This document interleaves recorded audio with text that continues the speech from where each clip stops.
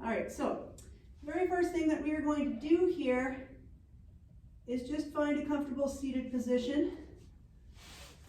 That can be cross-legged, it can be legs straight in front of you. And what I want you to do, if it's comfortable, is I want you to get your hands on your rib cage, okay? So not down on the sides of your body, but up on your rib cage here, okay? So can you feel your ribs under your hands? That's what we want there. Now, I want you to take deep breaths, and we're gonna do this for about a minute here, and I want you, instead of trying to fill your chest or fill your belly, instead I want you to try to expand and contract your rib cage, okay? So let's just start that now. Breathing in deeply. I don't care if you breathe in and out through your nose or your mouth. I could tell you to do it one way, but some of us can't breathe in through our nose. Did we introduce the muscle group that we're doing? Yes, I talked about the thoracic spine. Did you? Okay. And how much I love teaching people how to get thoracic mobility. Excellent. Yeah. I was fiddling with technology. So some of us have a really hard time with this because we breathe mostly up in our chest, okay? And that is usually due to stress, anxiety, or just a learned habit of not taking that air in deeply. But if we cannot expand and contract our rib cage, then we can't get good glide of our shoulder blades on the back. Everything ends up getting stuck together. Our ribs end up getting fused down, and this is the mechanism of breathing. We should be able to expand that rib cage, so just keep breathing.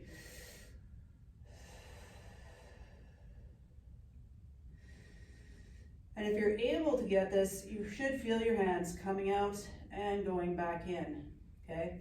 If you can't, it can sometimes be helpful to lay on the floor on the front of your body and put a weight on your back so that you can feel your back pushing that weight up and letting that weight come down. But for most of us, we should be able to, if we really concentrate on trying to push those hands away,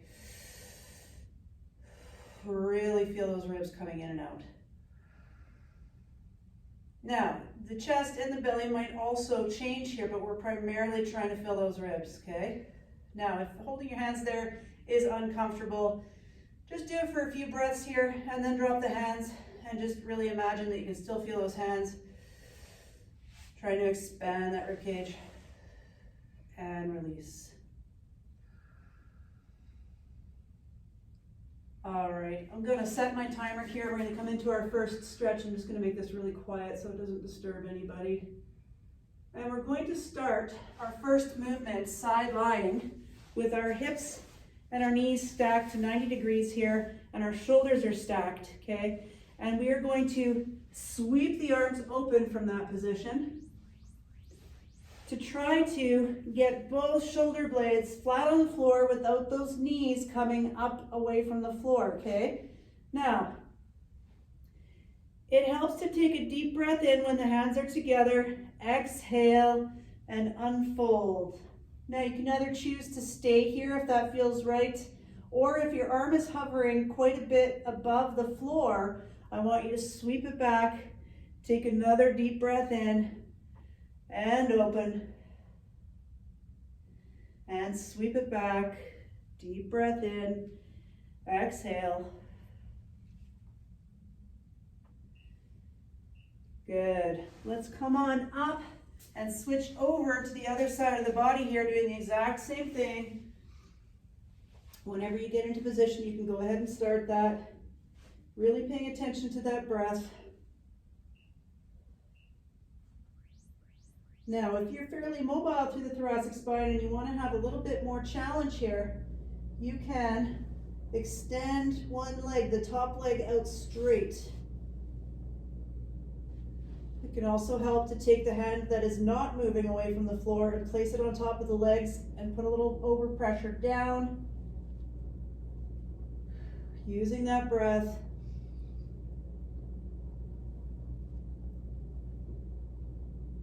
You might get some little pops in your back. As long as it's not accompanied by pain, that is just fine.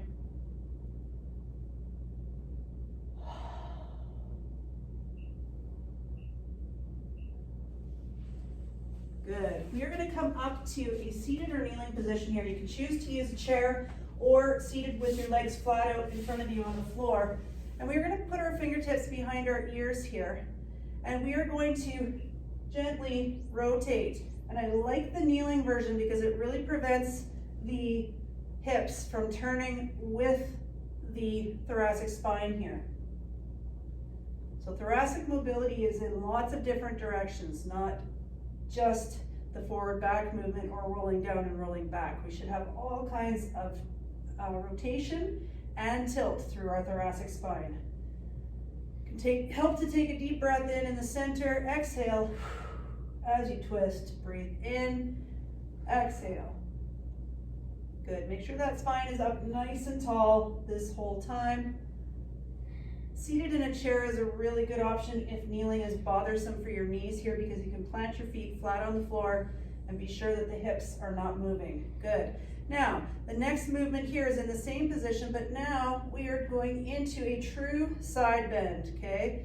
You don't have to go as fast as I'm going. I want you to do whatever feels right for your body. But dynamic movement through the thoracic spine is often more successful at creating more range of motion than static holds.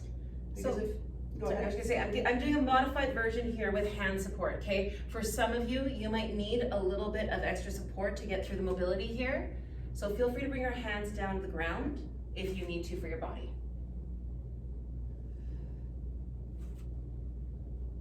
We have about 15 seconds left on this guy.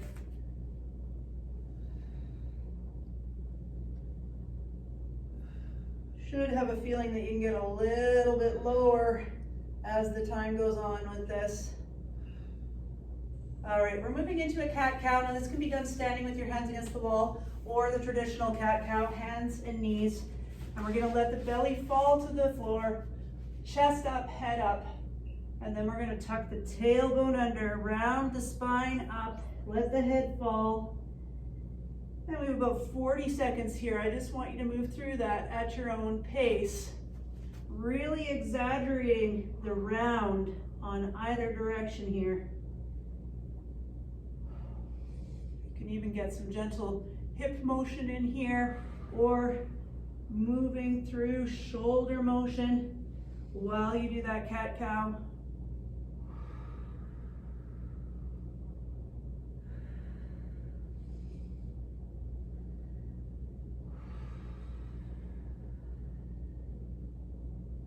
Five seconds left here. Good. Now we're going to go into thread the needle, okay? So still on hands and knees here. You're going to pick an arm. You're going to sweep it under. It's okay to bend the other arm a little bit and then sweep up to the ceiling. Now, if this hurts your shoulders, you can also place your fingertips behind your head and bring the elbow down to the inside of the wrist and bring the elbow up to the ceiling. Okay, and I'm going to show you right now, if you have wrist problems, this can be done. Hands on the wall, reaching under, reaching up.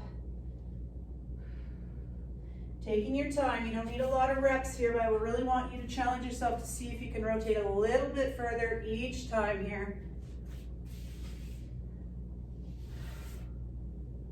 15 seconds, and then we're going to take it to the other side.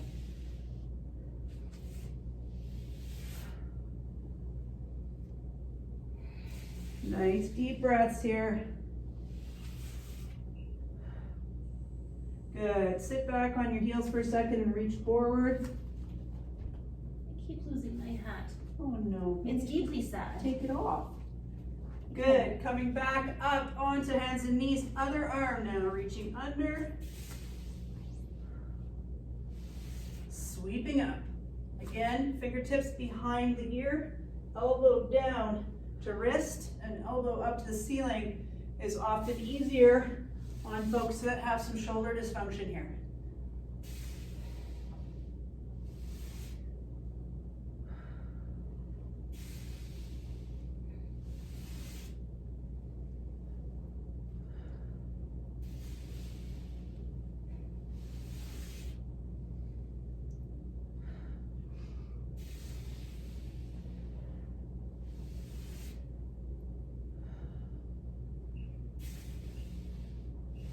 Good. Now we're going to come up into a half kneeling position, okay? So one foot is forward, and you're going to start with your arms stretched out in front of you, palms together, and we are going to rotate back towards that front leg.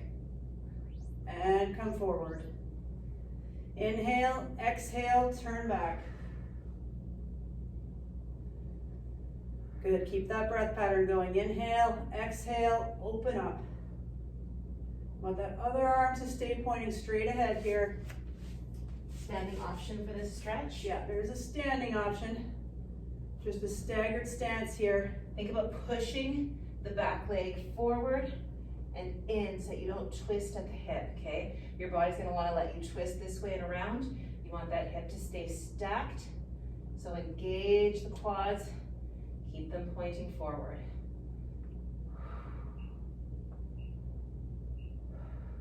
Good, now we're gonna switch to the other side. So find that half kneeling position, other foot forward, arms straight in front of you here.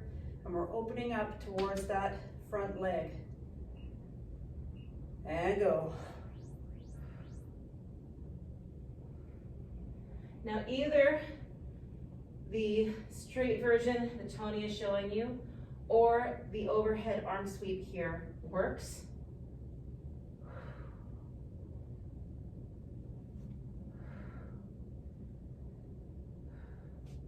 Okay, so find the movement that feels the best to your body, that feels the best to your shoulders.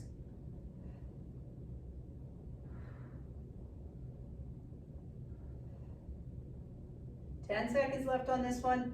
Next movement is going to bring us down onto the floor on our front. All right, we're coming down. And you're going to find what works for you. I like to be on my forearms, and I'm just pushing myself up, trying to find roundness through the back. Also a wall option here. And you can hold this, or you can come down and press up. When you press up, I want you to look forward. When you come down, eyes come to the floor. And push up. If you need a little bit more here, you can straighten those arms out, but I want your hips to stay on the floor. We're just working on the back here. And look up. If you're pushed up like this, you can look up and try to imagine there is a string pulling your chest forward, away from you. Okay, so door option here, wall option. You can use a chair. I really like lying on your front if you're able to do it, because it's going to give you a really nice abdominal stretch, right? So this isn't just about your back. Again, the entire trunk of the body is involved here. So this is one of the best ways to stretch out the abs. All right, come back up to your knees here. And we are just going to put our arms across our chest, and we are rolling ourselves down. And then coming up, release the arms, push the chest up to the ceiling. And again, arms come across, rolling down. I want you to find as much roundness through the body as you can here.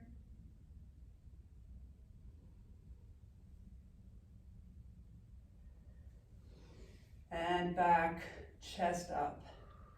Now a lot of people report that they get lots of clunking and grinding and clicking through their back. And again, as long as it's not painful, that's just your body's way of moving everything to where it's supposed to be as you stretch and open up. Good. Now, next one here, same seated position, kneeling. And we're going to take our torso through a big circle here, okay? So keep your core engaged. We don't want to wrench the lower back here. And I'm going to tell you when we're halfway through, and we will switch directions.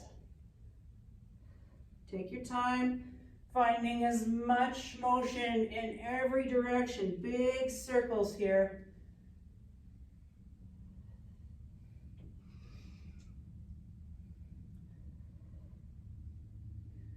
Good, let's switch directions here now.